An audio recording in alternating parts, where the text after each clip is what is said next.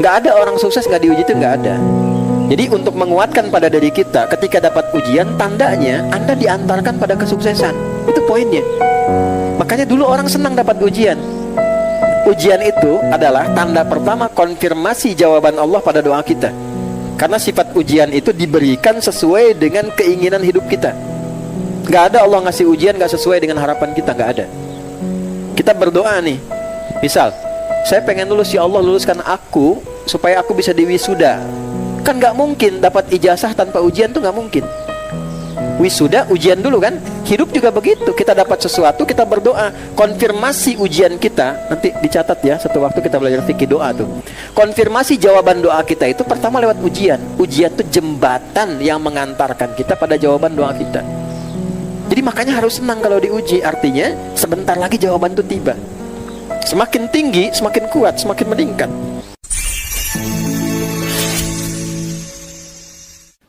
Kalau Anda menghadapi masalah, apapun itu, seberat apapun, cepat katakan, jangan pakai jeda. Pasti selesai. Nggak ada yang nggak ada solusinya. Insya Allah selesai. Katakan dulu. Ya. Bahkan nanti banyak ditemukan di Quran itu pakai kul, katakan.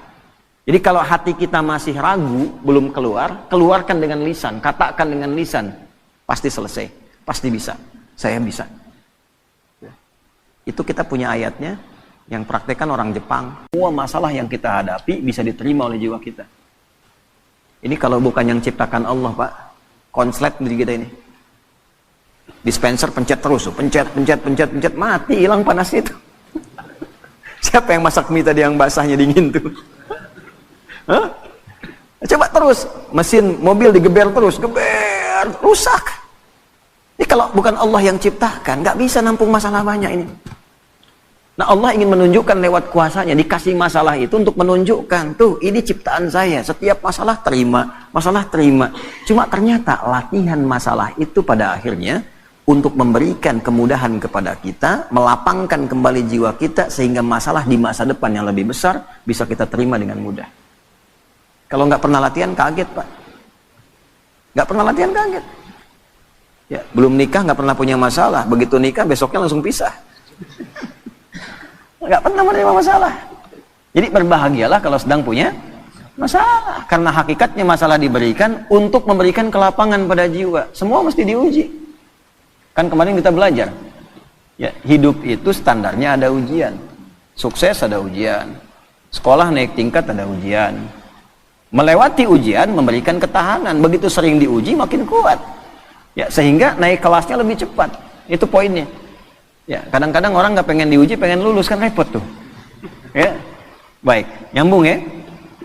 Alam nashrah laka sadrak wa wada'na anka wizrak alladhi anqadha dhahrak. Nah, ini bagian kedua tuh. Ya. Muhammad SAW, bukankah aku telah lapangkan keadaan hatimu? Maka jangan engkau sempitkan sehingga engkau sulit mengatasi persoalan yang tengah engkau hadapi. Kalau engkau mau melihat bagaimana kekuatan lapang hatimu itu, cobalah flashback ke belakang. Wa wada'na anka wizra. Bukankah banyak masalah dulu yang pernah aku tuntaskan dan selesaikan? Alladzi anqadha dhahrak, bahkan diantaranya ada yang memberikan beban begitu kuat sehingga terasa dari kepala sampai dengan ujung kaki. Anqadha dhahrak itu ilustrasi, bahasa balaghahnya itu kinayah, ya. Ilustrasinya kalau kita ngangkat beban atau olahraga. Ya, Pak, siapa ini? Muhadis tuh, muhadis berapa kemampuan ngangkat barbel? 30 kilo, naikin 40 misal. Ya, baik. Yang ngangkat apanya? Tangannya. Tapi yang merah mukanya kan? Yang kembung pipinya. Bukan? Yang manyun bibirnya. Yang getar kakinya. Nah, itu ngangkat beban yang diangkat oleh satu bagian tapi terasa semua bagian tubuh. Diilustrasikan lewat ayat ini, ada beban-beban pekerjaan yang tidak ngangkat barbel secara fisik, nerima masalah, gelap dari ujung kepala sampai ujung kaki. Proyek udah disiapkan, tender udah menang, begitu berangkat tengah jalan batal. Gelap tuh. Ya, ujung kepala sampai ujung kaki itu gelap. Ya, diilustrasikan di surat Ad-Duha, wal-laili idza saja, seperti berada di kegelapan malam. Gelap siang, jalan sempoyongan. Kan? Kasih makan yang enak, nggak ada rasa. Seakan-akan gelap tuh, ujung kepala sampai ujung kaki. Ya.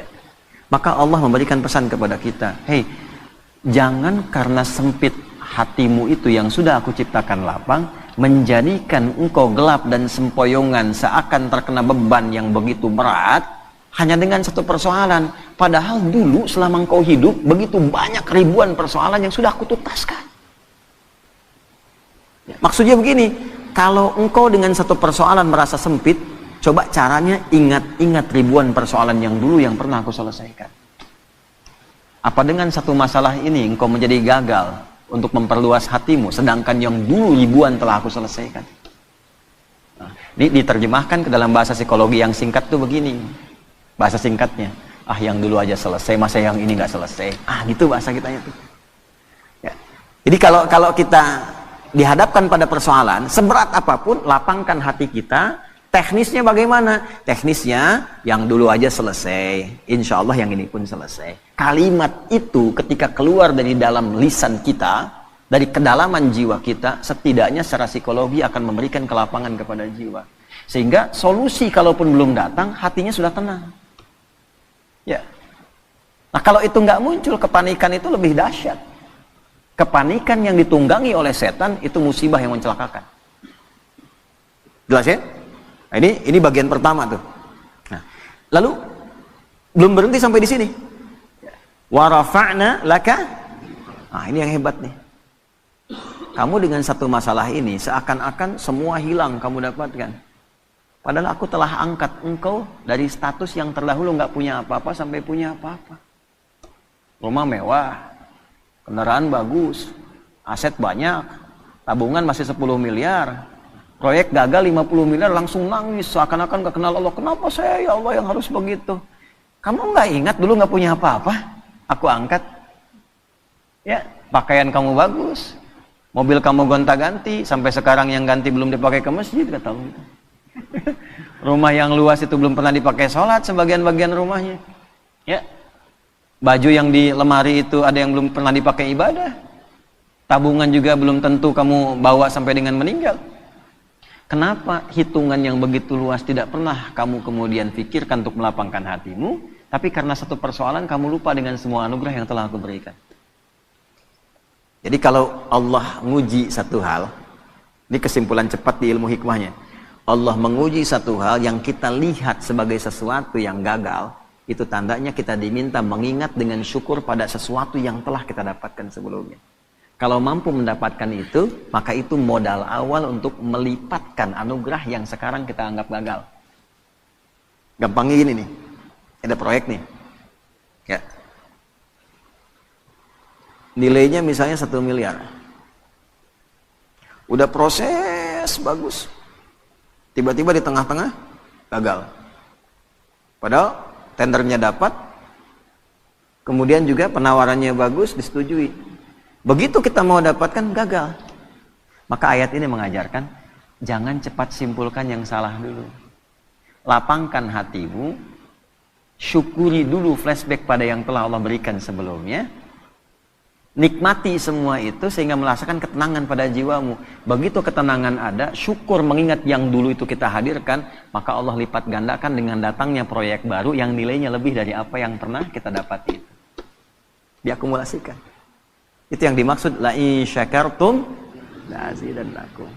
Makanya kalau kita dihadapkan pada sesuatu yang kita rasakan nggak dapat, syukuri dulu yang ada. Begitu bersyukur, Allah tambahkan dengan apa yang belum kita dapatkan. Tapi kadang kitanya nggak sadar. Maaf kita, bukan kita. Kadang orangnya nggak sadar gitu.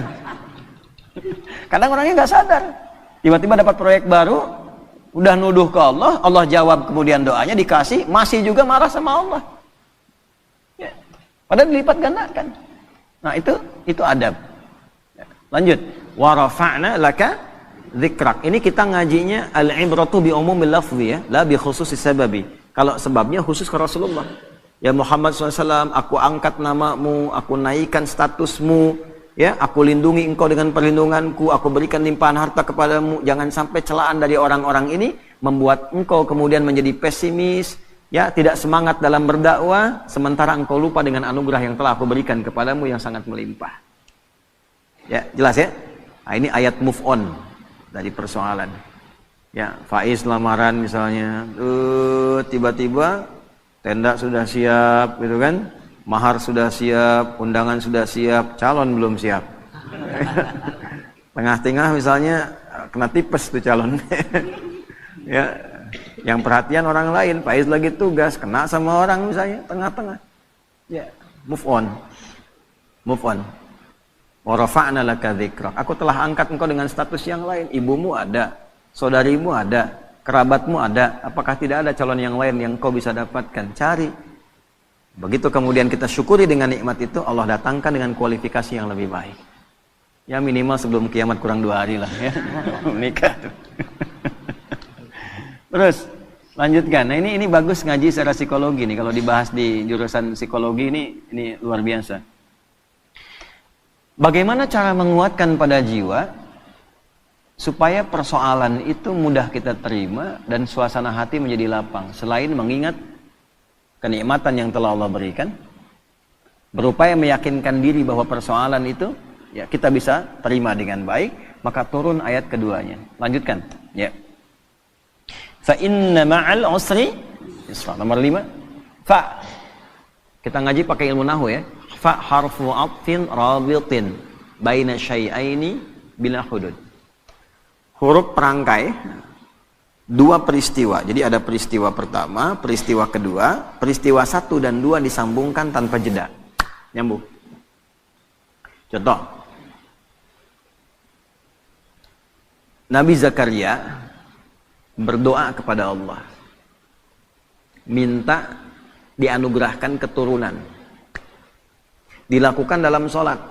Surah Ali Imran di ayat 38. Hunalika da'a Zakaria rabbah qala rabbi habli min ladunka dzurriyyatan thayyibah innaka sami'un du'a. Itu masih berdiri doanya. Jadi sholat berdiri minta sama Allah, ya Allah, orang-orang memvonis aku nggak akan punya keturunan. Secara medis istriku divonis maaf monopos dan mandul. Kata orang nggak mungkin. Karena makhluk memvonis tidak mungkin, aku serahkan kepadamu yang semuanya menjadi mungkin. Engkau pemberi tanpa batas, namanya Wahhab. Nah ini adab dalam Quran, kalau ada orang memvonis, ini nggak mungkin, ini nggak bisa, itu tanda dari Allah. Tinggalkan opini manusia, karena Allah memberikan tanda untuk langsung minta kepadanya, dan Allah ingin mengabulkan tanpa campur tangan makhluk.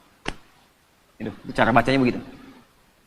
Begitu selesai kemudian berdoa, belum selesai sholatnya. Jadi baru klak doanya selesai, pakai fa ayat 39-nya di Quran surah 3. Fanadathul malaikatu wa huwa qa'imun yusalli fil mihrab annallaha yubashshiruka bi Yahya. Malaikat langsung turun seketika doa selesai, malaikat turun langsung mengabari.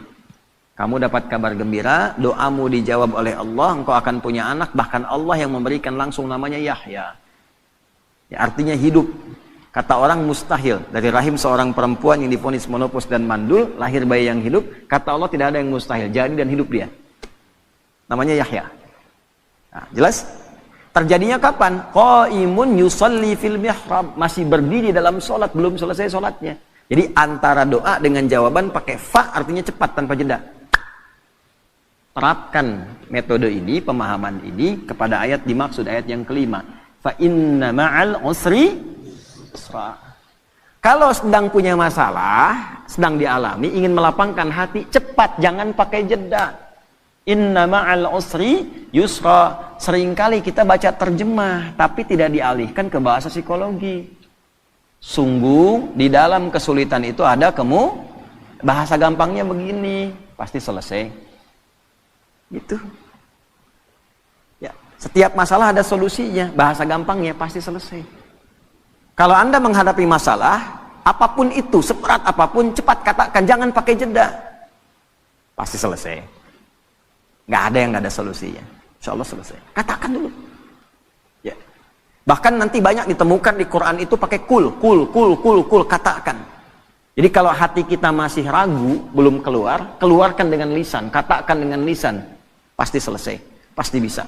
Saya bisa. Itu kita punya ayatnya, yang praktekkan orang Jepang. orang Korea. Dulu tahun 96-97 itu ada acara di TPI, ya, Benteng Takeshi namanya. Ya, Benteng Takeshi itu yang pakai tank tembak-tembakan itu. Begitu mau menaklukkan bentengnya itu, kan langsung itu pemandunya mengatakan, kamu bisa, kamu bisa, kamu bisa. Dipakai itu tuh. Ya. Lalu Korea melihat anak-anak TK di Korea itu disandingkan dengan kemajuan Jepang, dibawa ke suasana penjajahannya, dibawa di dunia edukasi, diambil di dunia positif. Jadi begitu masuk, sebelum masuk kelas harus mengalahkan Jepang. Kita bisa, kita bisa. Akhirnya sampai sekarang terjadi. Ya, Jepang bikin Honda, ya Korea bikin Hyundai. Hyundai bacanya Hyundai. Kemudian sana masuk Piala Dunia, ini pun mesti masuk Piala Dunia. Sekarang kita impor pelatihnya gitu kan. Maju sekarang. Itu cuma satu kalimat, cuma satu ayat di Quran, inna ma'al usri pasti bisa. Coba bawa tuh di dunia olahraga, pasti bisa. Ya. Kalau bawa atlet ini bisa, nggak ada yang nggak bisa. Bisa. Nah, katakan itu. Waduh, tapi ini mah lawannya katakan, tidak ada yang tidak mungkin. Bisa. Bisa aja dulu gitu. Perkara nanti melawannya bagaimana itu ikhtiar. Bisa aja dulu. Ya. Lakukan dulu, tugas sempurnakan, misi selesaikan.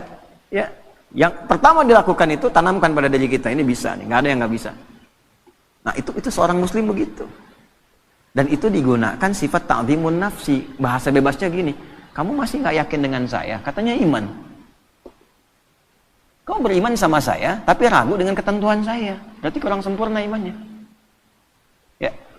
Nah kalau masih ragu, dikuatkan yang kedua. Ini bukan pengulangan, di Quran nggak ada pengulangan. Kaidahnya berbunyi begini, takkidun lima'nan jadid, taksisun lima'nan jadid. Jadi kalau ada seperti diulang, itu sebetulnya penguat kepada makna yang baru, beda dengan yang sebelumnya. Contoh di surat Ar-Rahman itu, fabi ayyi ala'i rabbikuma tukadziban. Berapa kali disebutkan itu? Itu bukan diulang, karena fabi ayyi ala yang kedua beda dengan yang pertama. Fabi ayyi ala yang ketiga beda dengan yang kedua dan yang pertama. Itu dahsyatnya Quran.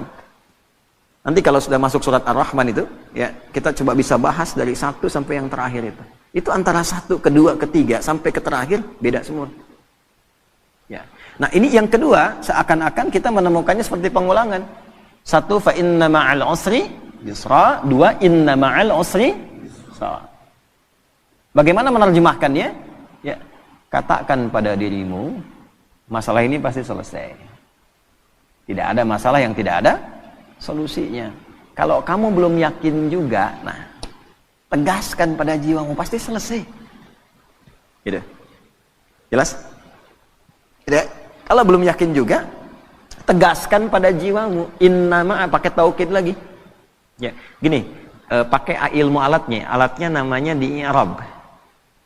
Inna harfu nasbin wa taukidin tansibul isma wa tarfa'ul khabara mabniyun 'alal fathi la mahalla lahu minal i'rabi. Ya, paham? Tidak. Inna harfu nasbin wa taukidin, huruf nasab. Apa itu nasab? Kalau belajarnya di nahwu sampai di harokat saja. Huruf yang menjadikan kalimat itu berharokat fathah. Kalau jama pakai kasrah. Kalau kita ngajinya pakai balaghah, nasab itu ungkapan menanamkan sesuatu dengan kuat tanpa goyah. Nasabar rajulu asahu fil ardi, seseorang menancapkan tongkat di bumi, di tanah, tidak goyah, kuat. Kalau ada kalimat pakai inna di depannya, artinya tancapkan informasi itu dalam hati, jangan pernah ragu. Fa inna ma'al usri yusra, cepat tancapkan dalam hatimu, pasti selesai. Pasti selesai, tapi ya Allah kapan selesainya? Tancapkan di hatimu. Yang kedua muncul, pakai taukid. Kan sudah aku tegaskan, tancapkan di hatimu, jangan berikan celah ragu. Nah itu maksudnya yang kedua itu. Kadang kan masih ada begitu. Ya, udah berangkat, siap laksanakan. Tapi bagaimana Pak keadaannya? Masih nanya aja berangkat. Nah, kalau kita pakai rumus di depan, pakai na, dibalik lagi. Kamu masih nggak percaya dengan keagunganku? Iman kita disoali situ. Jadi kalau pakai bahasa tingkat tinggi jadi begini, kamu masih beriman nggak sama aku? Gitu kan?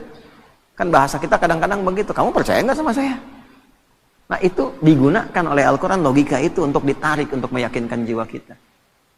Ya, nah, jelas sampai sini?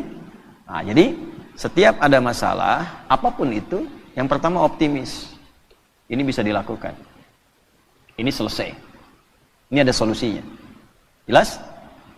Kalau sampai sini hanya jadi optimisme pribadi. Solusi belum tentu datang. Cuman sampai ke ketenangan. Karena itulah Allah sempurnakan ayatnya. Fa idza faraghta. Nah, pakai fa lagi, kita pakai ilmu yang tadi.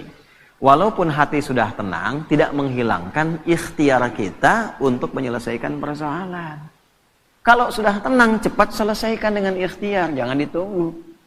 Alhamdulillah ya Allah, saya sudah tenang, terima kasih ya Allah, kini giliran mau menyelesaikannya. Oh tidak. Allah menuntun kita yang ikhtiar, pakai ilmunya, pakai tenaganya. Ya. Baik. Lamaran nih. Mus'ab. Oh, udah kemarin ya. Syafiq belum ngomong. Oh. Lamaran. Baru nawarkan ditolak. Sama anaknya kan. Baru ngasih tahu tuh. Tanamkan, pakai ilmunya, ada solusinya. Akan selalu ada jalan keluar. Tenang dulu, ya.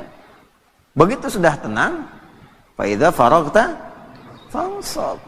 Atur strategi kata Allah. Farogta itu ya selesaikan sampai tuntas, sampai plong.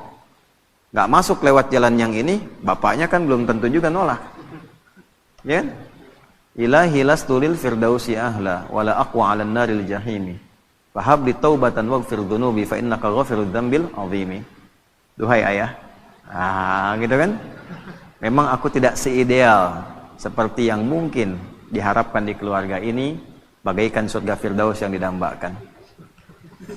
Tapi perasaanku pada putri bapak sangat begitu dalam, sehingga kalaupun terpisah tidak memberikan perhatian seperti berada dalam neraka jahanam. Fahabli taubatan waghfir dzunubi. Aku menyadari aku punya kekurangan, tapi aku akan tunjukkan bisa menutup itu dengan kehadiran putri bapak. Mohon dimaklumi, mohon toleransi. Fa innaka ghafirudz dzambil 'azimi. Karena saya yakin bapak itu pribadi yang penuh kasih dan perhatian. Jadi itu. Ya. Jadi maksudnya apa? Ini kan cuma contoh aja. Nah, anak-anak muda kan banyak di sini. Ya, itu saya kasih ilmu itu dipraktekkan jadi tuh. Ada yang ditolak anaknya 3 kali, bapaknya datengin tuh. Ya, jadi. Ya, dalam beberapa hal gitu ya, beberapa kondisi. Nah, saya mau kembalikan pada satu sisi dan hikmah akan datang setelah itu. Kalau ada pekerjaan apapun, tugas di kantor, apapun itu, optimis dulu. Setelah itu ada ketenangan. Nah, kalau sudah tenang, ilmu dipakai. Siapkan strateginya, eksekusinya bagaimana. Nanti kalau kita masuk ke manajemennya itu ada di Al-Baqarah ayat 214 untuk manajemen persoalannya. Solusinya di Ali Imran ayat 142. Ini bukan ilmu takatik ya. Di Quran itu nanti ada numerik tentang keistimewaan angka-angka.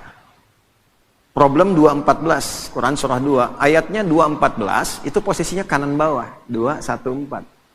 Begitu diberi solusi, pindah ke surah 3, naik ke atas, paling kiri sebelah atas. Jadi dari bawah dipindah ke atas. Terus problemnya dipindahkan ke belakang, 142. Quran surah 2, ayatnya 214. Begitu naik ke atas, kiri atas, naik dari bawah ke atas, 2-nya dipindah. Jadi yang 2 itu yang persoalan, dipindahkan ke akhir. Jadi ayat 142. Pembukanya sama, am hasibtum an tadkhulul jannata. Di Al-Baqarah 214 am hasibtum an tadkhulul jannata. Di Ali Imran 142 am hasibtum an tadkhulul jannah. Am hasibtum an tadkhulul jannata. Apa engkau kira mudah meraih kesuksesan yang kau dambakan? Jannah itu jangan selalu diartikan surga. Jannah itu artinya harapan tertinggi yang belum tampak. Kenapa surga disebut jannah? Karena kita berharap dengan tinggi belum tampak sekarang. Ya, nanti ada jannah itu sifat kesuksesan, pekerjaan sukses, belum kelihatan, belum nampak sekarang disebut jannah. Makanya kenapa orang Arab itu ingin mendapati dan memiliki kebun yang luas, rindang, ada air mengalir dan sebagainya. Karena di sana padang pasir dulu, nggak susah dapatnya. Begitu mereka dapat disebut jannah. Nah, kita itu tiap Jumat itu disunnahkan kan, malamnya Yasin, paginya kan surat Al-Kahfi. Ya, Yasin untuk penguatan secara spiritual. Kalau sudah dekat dengan Allah, kenal dengan Rasulullah, gitu kan? Dipraktekkan. Nah, manajemen prakteknya itu, implementasinya itu secara konseptual di surat Al-Kahf sepekan sekali. Kan ada 4 kisah viral tuh tentang pemuda yang konsisten. Yuk, mumpung masih muda harus punya visi. Visi membangun, visi penguatan, visi mencerahkan, visi konsisten pada kebenaran, ya kan? Setelah itu kisah apa? 2 orang sahabat. Kan 4 kisah tuh. Satu Ashabul Kahf yang para pemuda itu, ya. Yang kedua 2 orang sahabat yang sedang dialog, yang satu kaya, yang satu sahabatnya orang biasa. Ya. Baca ayatnya ya, angkat tangan. Coba kita tes yang anak muda nih. Hah? Coba baca.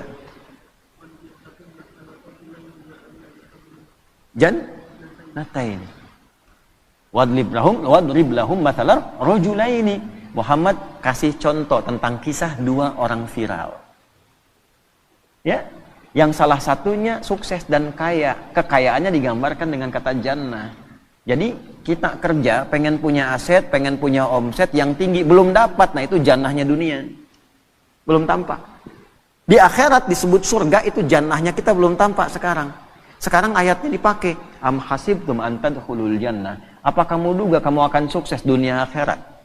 Bisnis kamu sukses, pelajaran kamu sukses, keluarga kamu sukses, di akhirat kamu sukses dapat surga.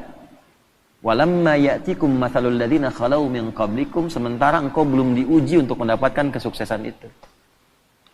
Jadi hukum kesuksesan itu harus melewati tangga ujian. Antum kesini kan diuji dulu. Berangkat lewatin macet gitu kan. Setelah itu jalannya berkelok dan sebagainya. Tiba-tiba begitu sampai kan lihat gedung cerah lagi. Harapan tinggi nih. Ya kan? Istirahat nyaman, diuji dengan sahur gitu. Apa tuh? Uji dulu tuh. Dapat nggak? Hidup tuh begitu. Anak mau ke SMP kan diuji dulu di SD. Ya kan?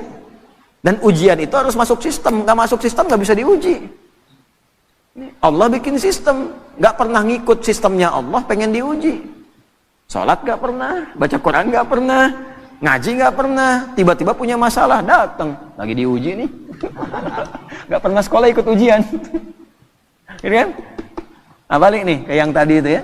Nah, sementara engkau belum diuji. Jadi ini secara fikihnya kita ambil gini kesimpulannya. Jadi sebetulnya kalau kita mendapatkan ujian itu hasil doa kita.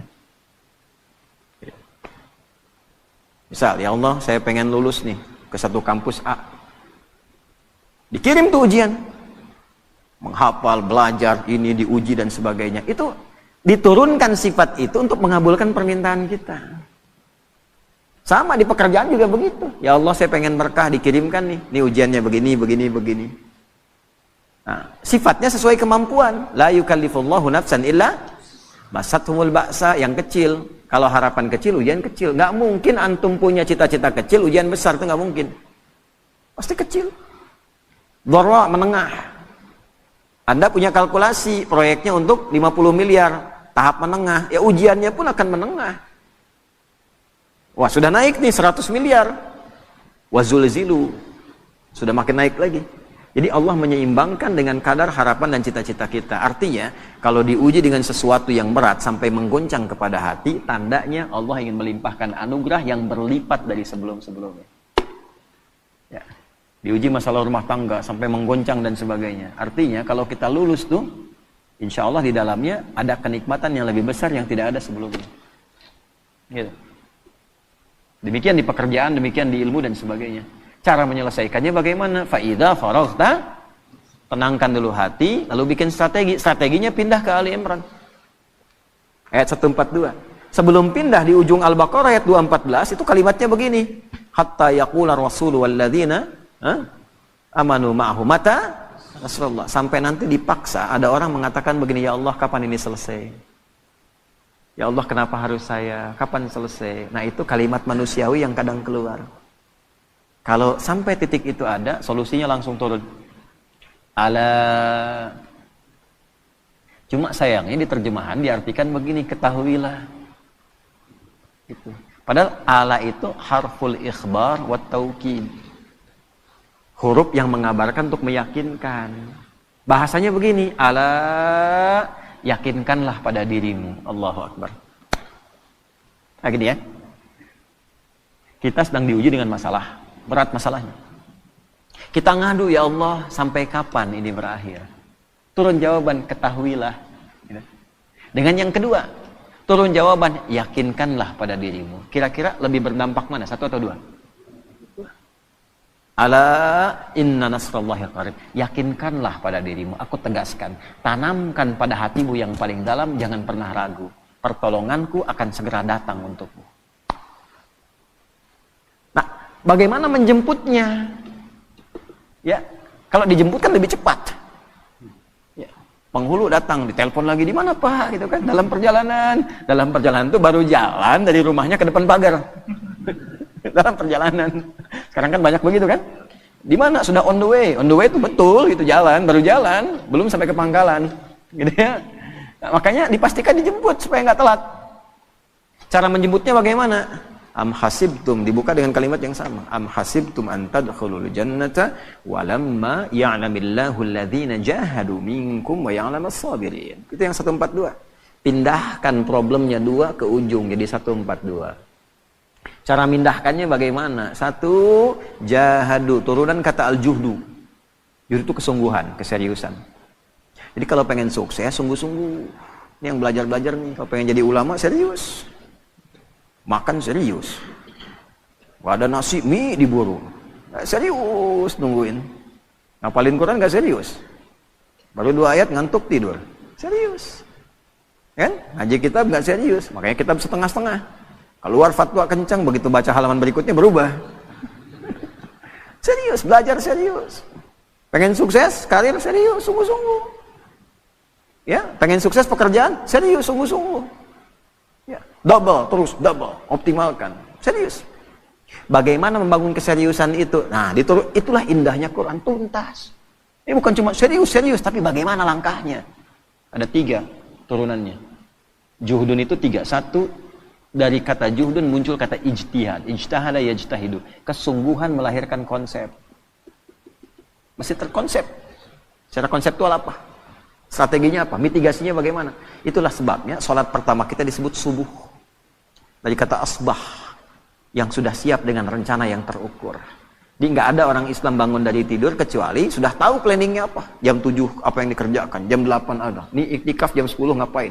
Jam 12 ngapain. Tengah malam ngapain. Terukur. Orang yang punya konsep dan terukur dengan program, maka teratur aktivitasnya. Jelas capaiannya. Ya. Jadi semua terukur, bisa disentuh, bisa dilihat, bisa dijangkau. Terasa. Nah itu ijtihad namanya. Yang kedua, kalau konsep sudah rapi, eksekusi dengan sungguh-sungguh. Itulah jihad. Jihad itu perjuangan fisik, implementasi dari sebuah konsep. Kesungguhan mewujudkan apa yang telah disiapkan, itu jihad namanya. Makanya jihad itu jangan dibatasi pada aspek pertahanan militer saja. Ya, orang tua ini ayah cari nafkah, jihad. Ibu, istri, merawat anak itu jihad. Dari mulai dikandung, jihad itu. Ini yang sedang belajar, itu jihad. Ya, jihad itu sungguh-sungguh. Jadi jangan alergi dengan kata jihad, karena jihad itu positif asalnya. Berjuang dengan sungguh-sungguh, membela bangsa, bela negara, itu jihad. Makanya keluar resolusi jihad. Ini kalau belajar ya, nih saya gambarkan di surah 9 ayat 122 At-Taubah. Ini sekaligus kan kita tersambung live nih, yang dapat LPDP dari negara atau beasiswa keluar, ya, atau ini yang DAU dan ABD Umat yang sekolah-sekolah ke Timur Tengah, ke Al-Azhar lewat Kementerian Agama, LPDP lewat Kementerian Pendidikan dan Kebudayaan dan sebagainya. Itu kalau dia Muslim yang dapat dan dia beriman, berlaku ayat ini. Wa ma kanal mu'minuna liyanfiru kaffah. Kan? Falaula nafara min kulli firqatin minhum ta'ifah liyatafaqahu fid din. Tidaklah semua orang yang beriman itu ingin tergerak berjuangnya secara fisik semua. Mesti ada di antara mereka kalangan intelektualnya. Dan intelektual ini diwujudkan dengan belajar yang sungguh-sungguh. Tafakuh itu sampai paham. Asalnya faqih. Faqih itu mengerti. Mana faqih? Faqih. Nah, mengerti dia sekarang waktunya tidur. Ini nggak ada di sini. Nah, fikih itu paham, mengerti. Ya. Tafakuh berusaha sampai paham. Jadi orang beriman tuh gini, kalau belajar sampai ngerti. Ya, duduk paling depan. Nggak paham tanya. Jadi beda antara masuk dengan keluar.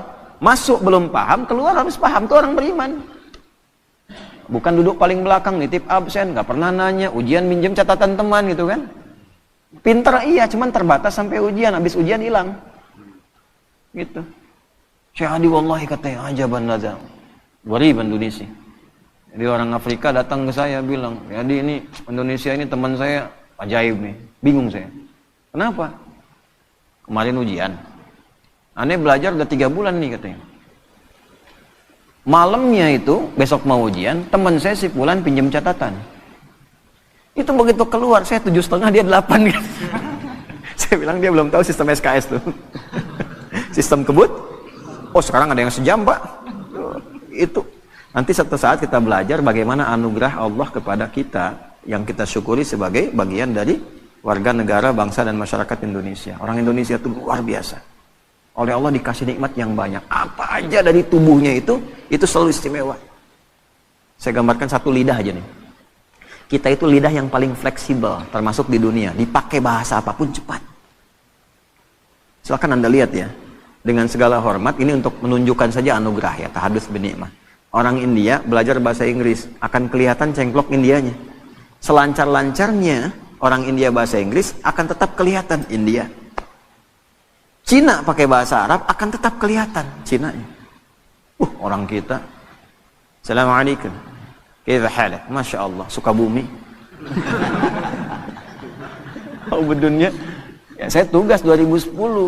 Oh badan besar begini gitu kan, datang nyalamin para jemaah kita di bahasa Arab pasti ternyata suka bumi. Okay. Yang paling menarik udah disapa assalamualaikum syekh kaifa haluk, dah abdi mati tasik. Lisannya luar biasa. Pakai bahasa Inggris kayak orang Inggris. Kalau sudah nggak kelihatan udah persis nggak tahu ini. Ya antara Asep dengan John itu tipis bedanya tuh. Ya. Agus dengan Kevin tuh bedanya tipis tuh. Nggak kelihatan orangnya, tapi dipakai bahasa apa aja jadi. Bahasa Cina kayak orang Cina, dialeknya juga bisa dibedakan. Ini Mandarin, ini Hongkong, ini Guangzhou, macam-macam tuh bisa. Ini bangga itu kita tuh. Nah, cuman maksud saya begini, balik ke ayat. Kalau kamu sudah belajar, sudah pintar, orang Islam itu belajarnya sampai paham. Itu paling depan, tanya, ngerti. Ya, jangan sampai keluar dari kelas nggak ngerti. Itu bukan tipikal orang beriman, bukan tipikal orang beriman. Oh hadisnya jelas kok. Bainama nahnu julusun 'inda Rasulillah sallallahu alaihi wasallam idh tala'a 'alaina rajulun shadidu bayadith thiyabi shadidu sawadi sya'ri la yura 'alaihi atharu safari fala ya'rifu minna ahadun fajalasa ila an-nabi sallallahu alaihi wasallam wa asada rukbatayhi ila rukbatayhi wa kaffahi ala fakhidhihi faqala ya Muhammadun akhbirni 'anil Islam. Itu kan di hadis Muslim, nomor hadis yang ke-8 itu. Ya, malaikat tuh ngajarin sampai nyontoin nyamar gimana cara belajar yang betul. Datang tiba-tiba dengan pakaian yang bersih. Mau belajar pakaian bersih. Kalau lusuh tuh udah pasti berpengaruh pada cara menangkap pelajaran. Udah nggak mandi, pakaian seadanya. Tuh, pasti nangkap ilmunya pun seadanya. Sampai di hadisnya detil sekali. Rambutnya tersisir rapi.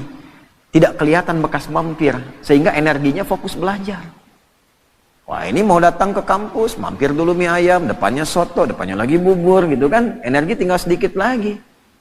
Begitu nyampe ke kelas, habis tuh.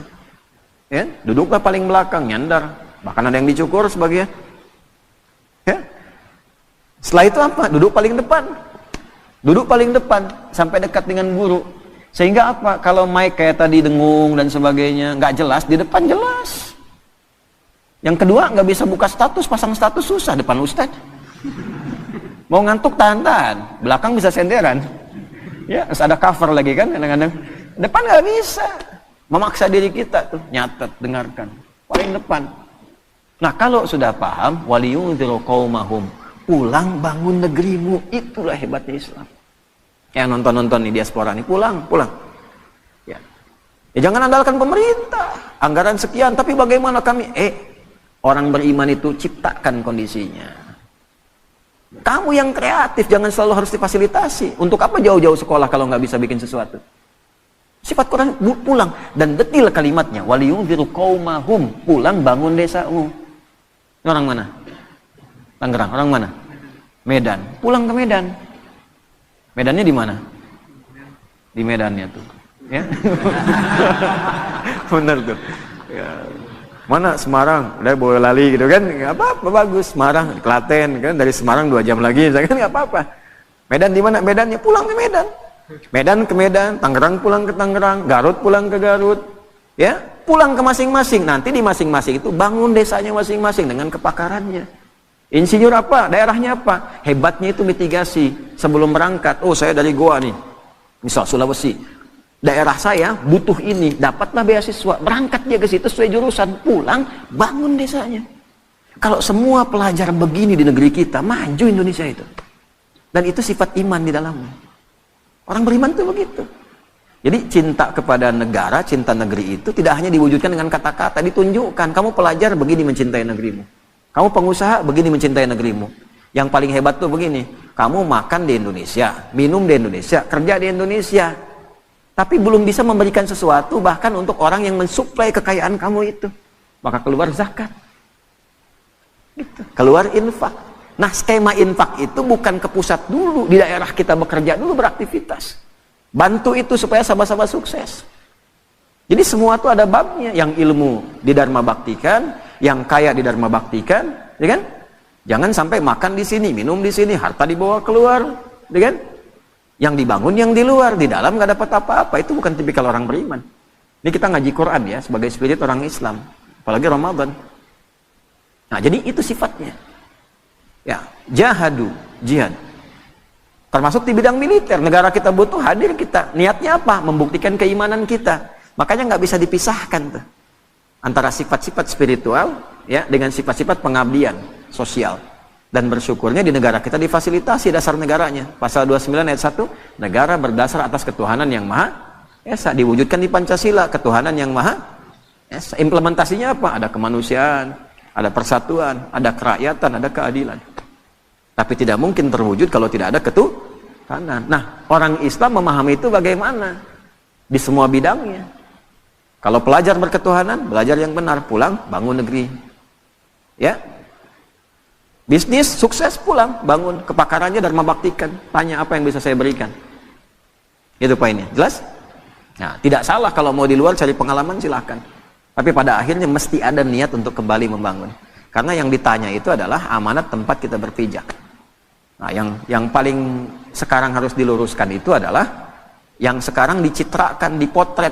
Nggak pengen yang itu muncul, maka ada yang bikin tuh, dibikin-bikin. Jihad itu ekstrim, jihad itu teror. Gitu. Kita dibelokkan dari makna yang sesungguhnya, sehingga anti dengan kalimat jihad itu. Padahal itu positif. Seakan-akan hilang di fikih. Dipahaminya, nembak orang dibikin jihad. Judulnya. Bom orang dibikin jihad. Itu yang salah. Nabi sudah mewanti-wanti dari dulu. Hati-hati itu di hadis Muslim. Akan ada orang yang kelihatan seperti sholat, seperti puasa, seperti zakat. Tapi ternyata dalam saat yang sama mencela orang. Syatana hadza wa qadzafa hadza, menuduh orang. Itu level yang kecil-kecil ya. Wa daraba hadza, senangnya kelahi. Ya, kelihatannya sholat, tapi keras. Kerasnya itu tidak pada tempatnya. Kelahi, caci maki, ya. Puncaknya apa? Wasafa kadama hadza, menumpahkan darah dan membawa nilai agama di dalamnya. Tembak orang, Allahu Akbar, bom orang, Allahu Akbar. Itu Nabi sudah bilang 15 abad yang lalu. Ya, hati-hati kata Nabi itu, hati-hati. Orang yang seperti itu nanti perbuatan buruknya akan menghilangkan amal baiknya. Sholat nih, setelah sholat mencaci, nggak tanggung yang dicaci imamnya misalnya. Ya, misal saja, misal. Itu pahala sholatnya langsung ditransfer ke imamnya, selesai. Kalau habis gak punya lagi modal baik, maka keburukan si imam yang jelek misalnya itu ditimpakan kepada orang bicara tadi. Fatuli hafidnar, dilemparkan ke neraka tuh. Ya, makanya waktu kejadian bom Jalan Tamrin itu, wah, meledak tuh. Tuh, saya dapat pertanyaan, Ustaz, apakah bom di Jalan Tamrin termasuk jihad fisabilillah? Bilang, Mas, sependek pengetahuan saya, jihad fisabilillah itu jihad di jalan Allah, bukan di Jalan Tamrin. Nah, itu ya, penting belajar itu tuh. Iyakum wa iyahum, kata Nabi, akan muncul nanti kita itu pada bingung. Ada orang gelarnya sama semua, ustadz semua tuh. Ustadz, bisa kiai, bisa macam-macam. Itu banyak nanti hal seperti itu terjadi. Lalu yuhadditsunakum bima lam tasma'uhu aw yasma'uhu aba'ukum. Bikin kamu bingung. Ini agama bukan, benar bukan, lain bukan. Iyakum wa iyahum, kembali ke standar. Standarnya Qur'annya ini, hadisnya ini, ulama kita ngajarin ini. Kalau sudah masyhur itu dan menyalahi, iyakum, tinggalkan saja. Kalau tidak ada pengikutnya nanti hilang sendiri. Itu. Nah, cuman problemnya kadang pasar bebas. Di kita itu gini, sudah tahu salah tapi ada aja pengikutnya. Kan kita tahu setelah Nabi Muhammad tidak ada nabi baru. Kita tahu itu palsu tapi ada aja pengikutnya tuh. Ya? Nah, itu problem. Fa idza faraghta fansab. Jadi kalau ada masalah selesaikan, jangan didiamkan. Selesaikan. Tuntaskan. Kalau didiamkan terakumulasi. Tenangkan hati, selesaikan, jangan ditunda-tunda. Cepat, pakai fa idza faraghta fansab. Dan terakhir, wa ila rabbika tawakkal. Sudah, yang aku tugaskan sebagai penutup, kata Allah, yang aku tugaskan kamu ikhtiar, bukan menentukan hasil. Jadi kalau kerja, jangan orientasi pada hasil, nanti kecewa ujungnya. Gitu. Hasil itu prerogatif siapa? Allah. Yang tahu maslahat bukan siapa? Yang tahu baik tidak siapa? Kan kita cuma pengen aja, tapi belum tentu itu baik untuk kita.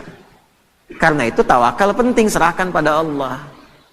Nah, mampir kita setelah kerja, datang ke masjid atau sholat 2 rakaat, bilang, lakukan ya Allah, saya sudah berikhtiar seperti apa yang telah Engkau perintahkan, dan saya bertawakal seperti apa yang telah Engkau janjikan.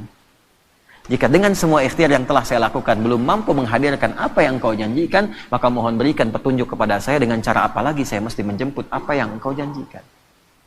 Kan rezeki itu dijanjikan, wa fis sama'i rizqukum wa ma. Rizkimu sudah aku tuliskan, kamu bergerak, aku berikan, aku janji itu. Kita nagih. Cuma nagih dengan cara yang benar. Nggak pernah ikhtiar nagih. Ya kan?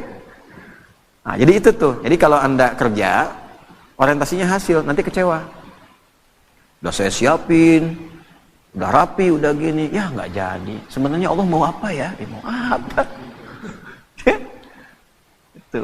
Nah ini poinnya. Seringkali kita lulus dari rukun iman itu cuma 5, yang ke-6 jarang.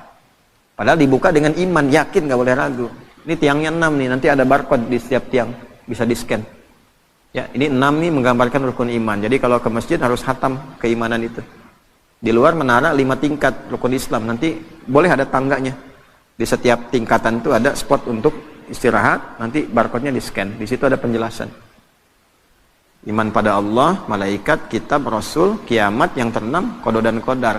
Hatam di Allah, hatam di malaikat, sampai hari kiamat kita yakin ada. Tapi begitu qada dan qadar, bicara takdir, seringkali gagal di situ.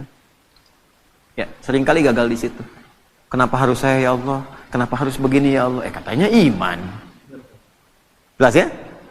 Nah, itulah al-insyirah. Orang yang sudah bisa mengimplementasikan ini dalam kehidupan, maka hidupnya cenderung lebih lapang. Cenderung lebih tenang. Dan sebagai penutup, kadang-kadang ketenangan itu lebih mahal dibandingkan harta yang kita buru dan kita ingin dapatkan. Mas, ya.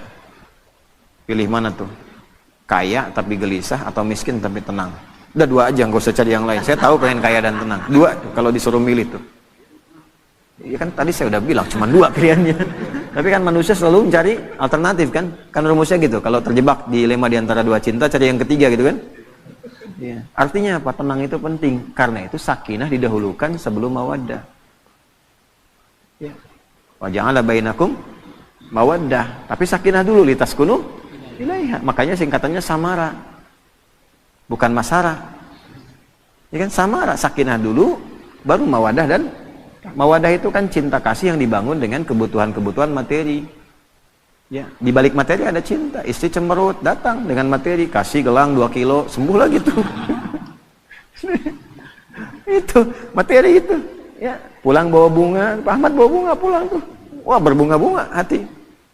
Ya kan? Apalagi dengan emas, beremas-emas tuh. Jadi materi itu membawa cinta, tapi sementara. Sementara. Ya, rahmat itu perhatian yang dalam. Tapi kenapa sakinah duluan? Harta kalau dikumpulkan, tapi tidak membawa ketenangan, hampa kehidupan rumah tangga. Betapa banyak orang kaya yang pisah. Betapa banyak yang kaya yang sengketa. Kenapa? Karena tidak ada ketenangan. Suami sibuk, istri sampai kurang perhatian. Istri sibuk, suami kurang perhatian. Padahal semua mencari, harapannya ingin kebahagiaan, karena yang dicari mawaddah dulu sebelum sakinah. Nah, sakinah itu ketenangan. Kita itu ngaji, kita sholat untuk tenang. Sebetulnya kalau orang sholat dapat modal itu. Tinggal nanti dimudahkan untuk mawaddah. Makanya orang kalau rajin salatnya, rajin baca Qurannya, cenderung tenang keadaan hidupnya, damai. Apapun yang dikerjakan, solusi. Gitu. Alhamdulillah di kita itu masih konsisten sholat. Sampai ke kampung-kampung. Makanya gampang memadamkannya. Tenangnya tuh gampang.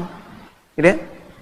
Di tempat-tempat lain nggak mudah. Jepang agak susah sholat. Begitu banjir dikit, langsung bunuh diri tuh.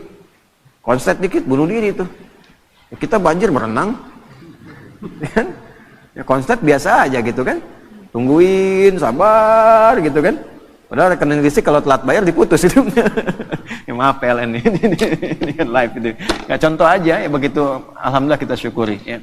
Baik, ini yang kita bahas di pertemuan subuh kali ini. Semoga Allah merahmati kita, memaafkan kita, memberikan kemampuan untuk mengamalkan apa yang kita pelajari, dan menjadikan pengamalan itu dapat membangun negeri, memakmurkan tempat yang kita pijak, dan mudah-mudahan itu dijadikan sebagai ibadah yang meringankan hisab kita di akhirat nanti. Allahumma taqabbal minna innaka antas sami'ul alim, tub 'alaina innaka antat tawwabur rahim. Allahumma rabbana atina fid dunya hasanah fil akhirati hasanah wa qina adzaban nar. Ati anfusana taqwaha wa zakkiha anta khairu man zakkaha anta waliyuha wa maulaha. Wa sallallahu ala sayyidina Muhammad wa ala alihi wa sahbihi ajma'in. Wa akhiru da'wana alhamdulillahi rabbil alamin. Sahabat sekalian, hidup ini memang tak lepas dari ujian, tapi ketenangan bukan datang dari hilangnya masalah. Ketenangan lahir ketika hati berserah kepada Allah, percaya bahwa setiap ujian membawa hikmah, dan setiap kesulitan selalu disertai jalan keluar. Mari kita belajar untuk lebih tenang, lebih lapang, dan lebih dekat dengan Allah di setiap langkah hidup kita. Semoga ceramah ini menjadi penyejuk hati dan penguat iman kita semua. Jangan lupa bagikan ilmu ini, agar semakin banyak yang merasakan ketenangan dalam setiap ujian hidupnya. Barakallahu fikum.